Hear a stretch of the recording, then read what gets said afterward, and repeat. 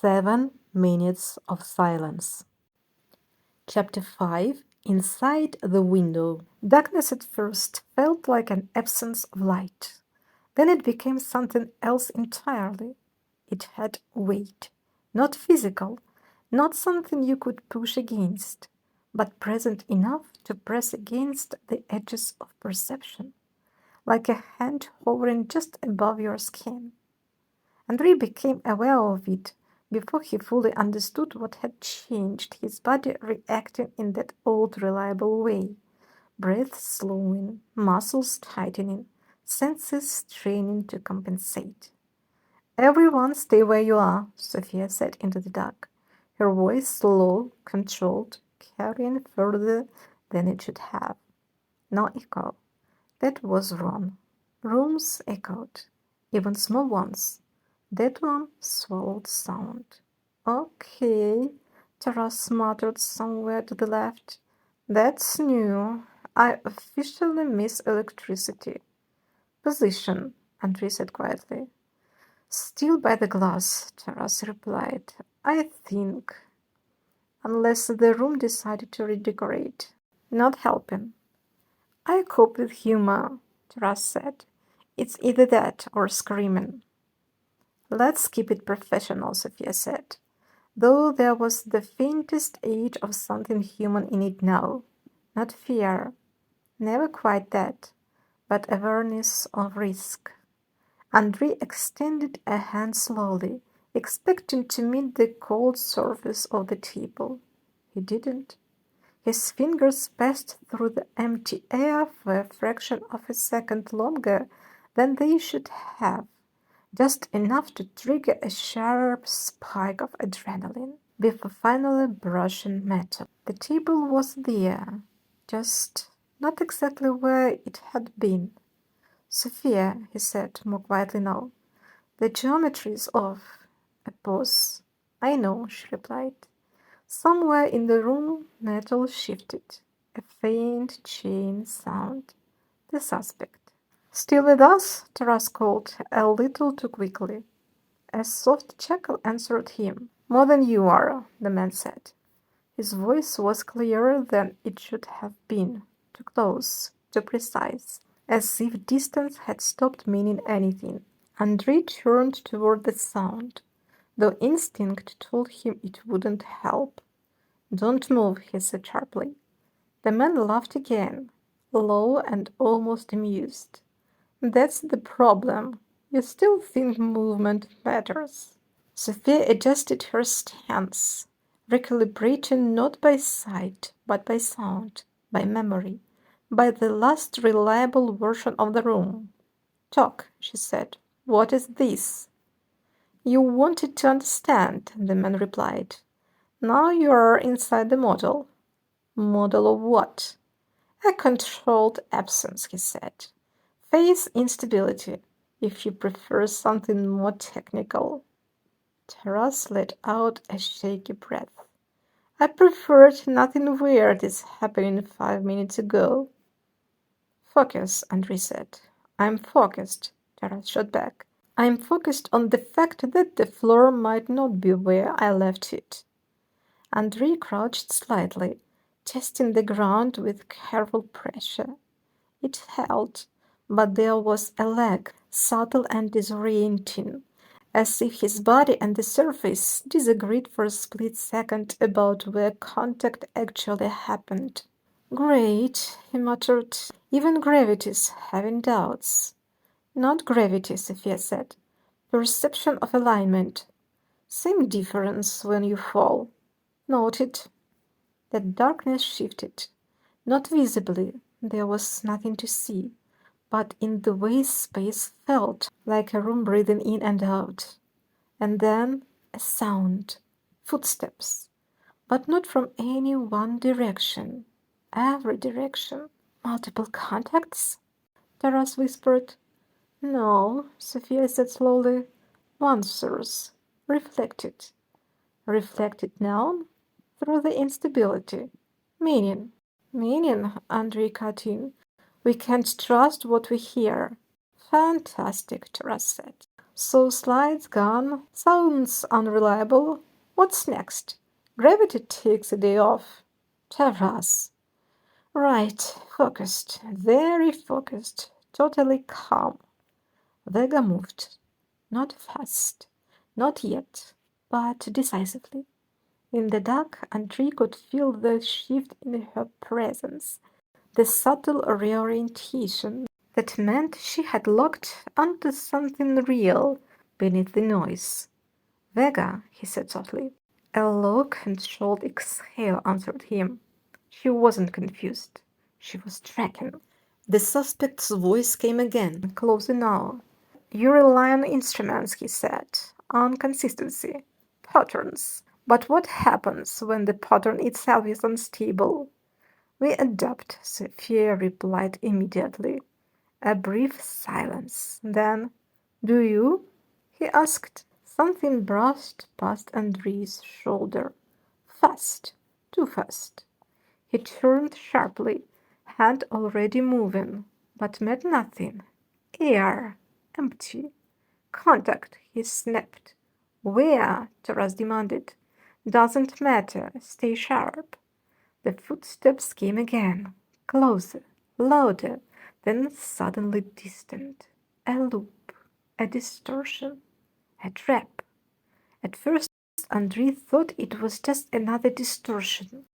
One more trick the unstable space was playing on his senses, like the delayed floor or the swallowed echoes. His vision had already learned not to trust itself, but yet something about this felt different. Not random, structured. He narrowed his eyes, focusing past the darkness rather than into it, the way you look through fog instead at it. Vegas stood a step ahead, her body angled, muscles coiled, attention fixed on a point Andrei couldn't quite define. Vega, he said quietly. She didn't move, but her gaze sharpened, and that's when he saw it. A figure. No, not even a full figure. A shift in space where a body should have been, a shoulder turning, an arm beginning to rise, and then repeating. The same motion, offset, like two frames of the same movement slightly out of sync. Andrei blinked hard, forcing his brain to reset. No, that's not right. The shape flickered again. First position, second position, not overlapping, not identical, just delayed. Like reality couldn't decide which version to commit to. Sophia, he said, voice lower now, steadier. I've got visual. Is this light? Taras muttered. Show off. Shut up, Andrei replied automatically, not taking his eyes off the distortion. It's not stable. What do you see? Sophia asked. A movement, he said slowly, choosing each word with care. But it's doubled, like I am seeing where he is and where he's about to be. A pause. Then Sophia's tone shifted, sharper, focused. Predictive lag. Feels like it. The figure moved again. This time, Andrei tracked both positions, the present and the echo, and for a brief razor-thin movement they aligned. That was the real one. His body reacted before the thought fully formed. There, he snapped, already shifting his stance. The second image broke away first, slipping sideways in a motion that didn't quite obey physics. The first followed a fraction later, or maybe it was the other way around. Hard to tell, hard to trust. Okay, I officially hate this, Taras said. Which one do we shoot? We don't shoot, Andrei said. We read it. Read what? It's glitching. Exactly. Vega moved then, not toward the first position, not toward the second, but between them. That was the answer.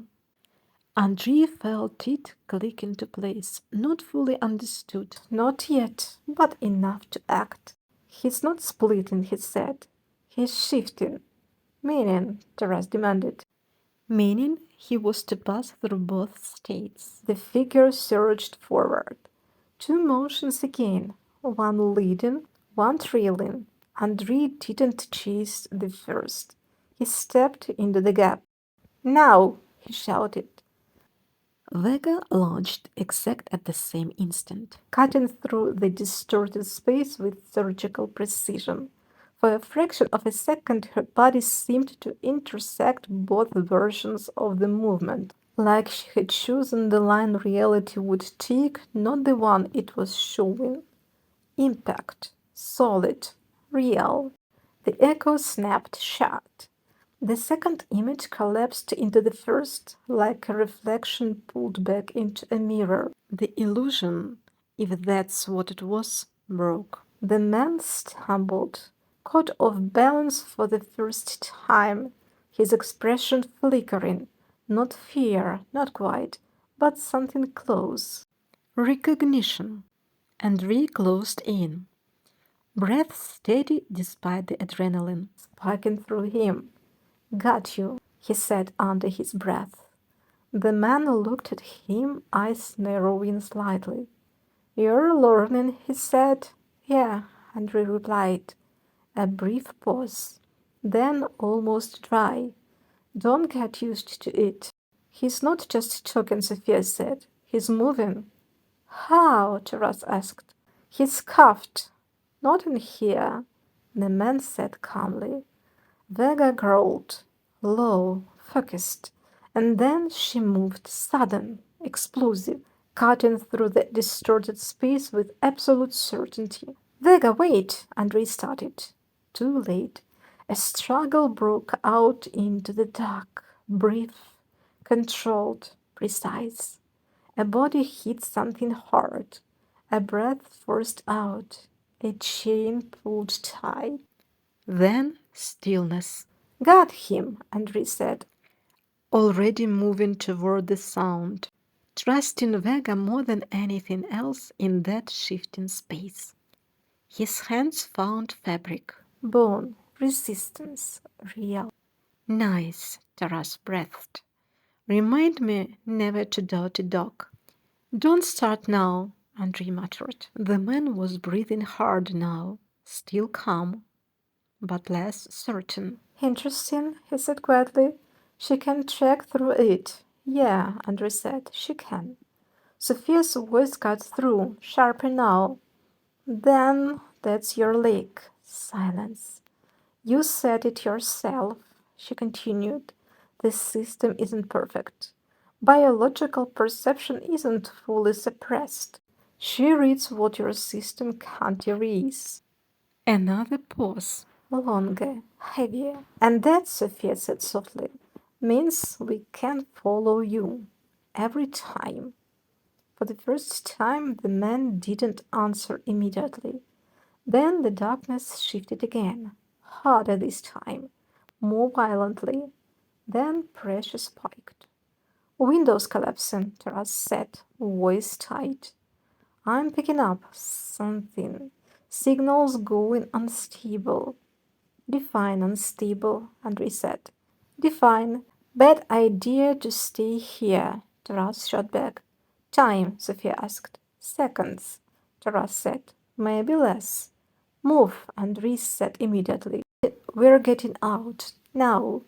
He pulled the suspect up. Vega already repositioning at his side. Direction, he asked. Straight ahead, Sophia said. Based on last known way out. Last known doesn't sound reassuring. Work with what we have. They moved, fast but controlled, each step a calculation, each movement a risk. The floor held, mostly. The air resisted subtly. Space itself seemed to lag behind them, like a delayed echo of reality trying to catch up. Almost there, Taras said. I think. You think, Andrei snapped. Yeah, well, my map is having an existential crisis. A sudden drop. Andrei's foot missed the expected surface, his balance tipping forward. Careful, Sophia warned. Too late. He stumbled. Caught himself, barely. A narrow escape. Okay, Taras said quickly. A new rule. Trust nothing. Already there, Andrei replied through clenched teeth. Light, faint, ahead, real. Go, Sophia said. They broke into a run, the darkness behind them tightening, compressing, collapsing in on itself like a closing fist.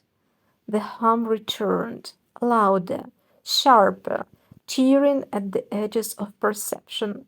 Faster, Taras urged. I am not exactly sightseeing here. Andrei shot back, dragging the suspect forward. They crossed the threshold, and the world snapped back into place. Light, sound, space. Wait, everything real again. Andrei dropped the suspect to his knees, breathing hard. Vega stood steady beside him. Sophia stepped in, eyes already scanning, recalculating. Taras bent over, hands on his knees. Okay, he said between breaths. That was officially the worst room I've ever been in. 0 stars. Do not recommend. Andrei let out a short breath that might have been a laugh. Noted. Sophia looked at the suspect, then at Vega, then back at the corridor they had just exited. We have it, she said quietly. Andrei frowned. Have what? She met his gaze. The weakness. A pause. Then, and that's where we hit them next.